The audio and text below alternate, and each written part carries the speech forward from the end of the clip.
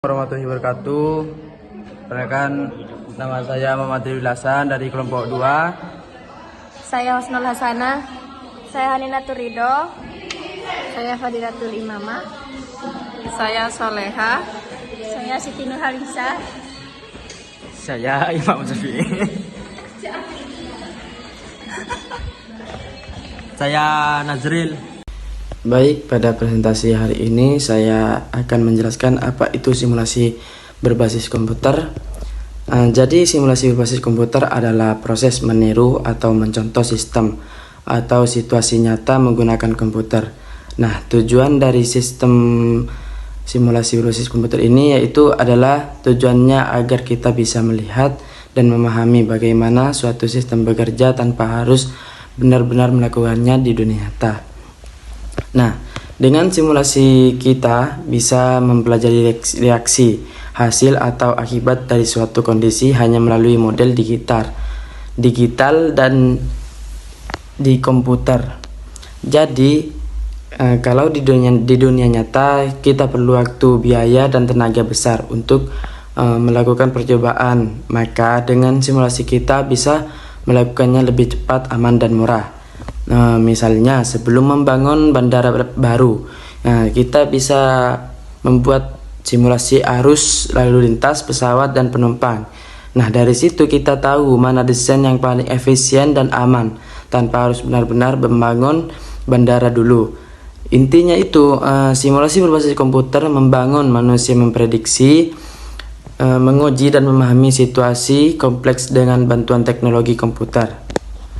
Baik, itu saja yang dapat saya sampaikan. Simulasi berbasis komputer memiliki beberapa tujuan. Simulasi tidak hanya sekedar percobaan di layar, tapi punya banyak tujuan penting. Yang pertama, menghemat waktu dan biaya. Melakukan percobaan langsung di dunia nyata seringkali mahal dan butuh waktu lama. Dengan simulasi komputer, semua bisa dilakukan secara digital. Misalnya, perusahaan otomotif bisa menguji desain mobil dalam simulasi tabrakan tanpa harus benar-benar menghancurkan mobil sungguhan. Yang kedua, belajar dan latihan tanpa risiko. Banyak profesi menggunakan simulasi untuk latihan, terutama yang berisiko tinggi.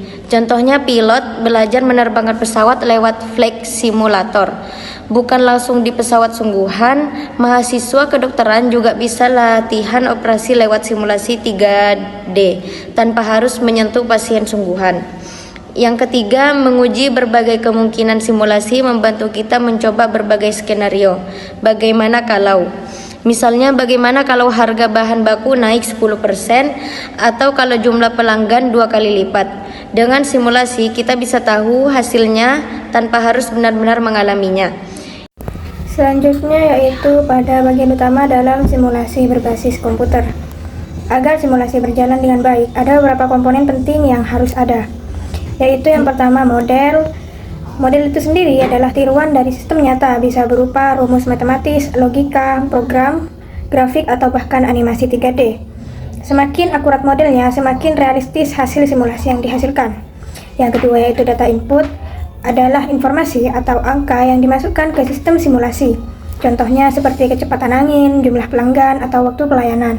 Data inilah yang akan diolah oleh model untuk menghasilkan simulasi yang mendekati kenyataan. Yang ketiga yaitu software simulasi.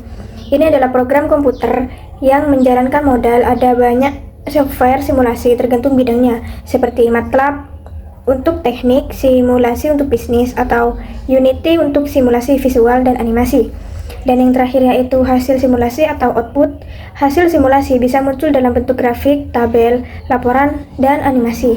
Dari hasil inilah pengguna bisa menganalisis dan mengambil keputusan.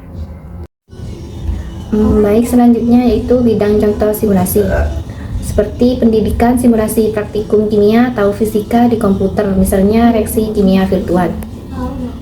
Kesehatan, latihan operasi menggunakan model tubuh manusia 3D. Penerbangan, simulator pesawat untuk melatih calon pilot agar siap menghadapi kondisi nyata.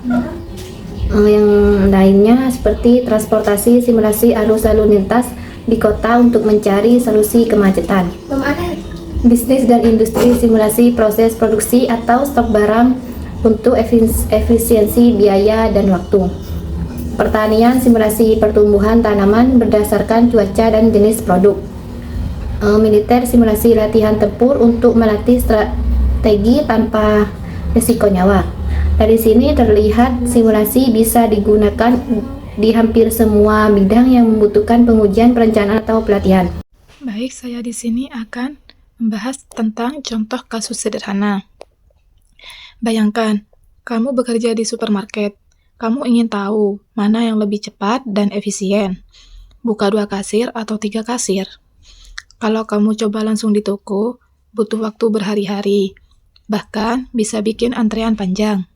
Tapi kalau kamu pakai simulasi komputer, kamu bisa memasukkan data seperti pertama yaitu jumlah pelanggan per jam, yang kedua waktu pelayanan per pelanggan, dan yang ketiga jam sibuk toko. Setelah dijalankan, hasil simulasi akan menunjukkan, misalnya, dengan 3 kasir, antrean berkurang 40% dan pelanggan lebih puas. Dari situ, kamu bisa ambil keputusan yang paling efisien tanpa harus coba di dunia nyata. Baik, saya akan melanjutkan tentang kelebihan dan kekurangan simulasi berbasis komputer. Kelebihannya yaitu ada 4. Yang pertama, menghemat biaya dan waktu. Tidak perlu melakukan uji coba berulang di dunia nyata. Yang kedua, ada aman untuk percobaan berisiko. Bisa melakukan eksperimen tanpa bahaya bagi manusia atau alat. Yang ketiga, fleksibel dan bisa diulang. Simulasi dapat dijalankan berkali-kali dengan kondisi yang berbeda. Yang keempat, ada mempermudah pemahaman sistem yang kompleks dengan visualisasi komputer sesuatu yang rumit dan jadi mudah dipahami. Kekurangannya yaitu yang pertama, membutuhkan kemampuan teknis tinggi. Membuat model simulasi yang akurat tidak mudah dan butuh keahlian. Yang kedua, ada ketergantungan pada data. Kalau data input tidak akurat, hasil simulasi juga bisa salah. Yang ketiga, ada perlu perangkat komputer yang kuat. Beberapa simulasi atau seperti animasi 3D atau model lalu lintas kota butuh spesifikasi komputer tinggi. Saya akan menjelaskan dampak dan manfaat simulasi berbasis komputer di dunia nyata. Simulasi berbasis komputer punya dampak besar di berbagai bidang kehidupan. Dengan adanya simulasi, kita bisa mencoba sesuatu tanpa harus benar-benar melakukannya secara langsung. Jadi, lebih aman, cepat, dan hemat biaya. Beberapa manfaat antara lain, yang pertama, efisiensi waktu dan biaya. Misalnya, perusahaan bisa uji coba produk baru lewat simulasi dulu sebelum produksi besar-besaran. Yang kedua, meningkatkan keselamatan, contohnya pilot atau sopir bisa latihan lewat simulator tanpa risiko kecelakaan. Yang ketiga, mendukung pembelajaran. Mahasiswa bisa belajar eksperimen sains lewat laboratorium virtual tanpa harus punya alat mahal. Yang keempat, membantu pengambilan keputusan. Pemerintah atau perusahaan bisa membandingkan beberapa skenario yang paling efektif. Yang kelima, mendorong inovasi teknologi. Banyak penemuan baru di bidang AI, otomotif, dan medis berawal dari hasil simulasi komputer. Kesimpulan, jadi bisa kita simpulkan kalau simulasi berbasis komputer adalah alat bantu penting untuk memahami dan meniru sistem di dunia nyata lewat komputer. Dengan simulasi kita bisa mempelajari sesuatu yang kompleks tanpa harus uji coba langsung, sehingga bisa menghemat biaya, waktu, dan mengurangi risiko. Baik, itu saja materi pada presentasi pagi hari ini. Mungkin itu saja yang dapat kelompok 2 sampaikan. Kurang lebihnya mohon maaf. Wassalamualaikum warahmatullahi wabarakatuh.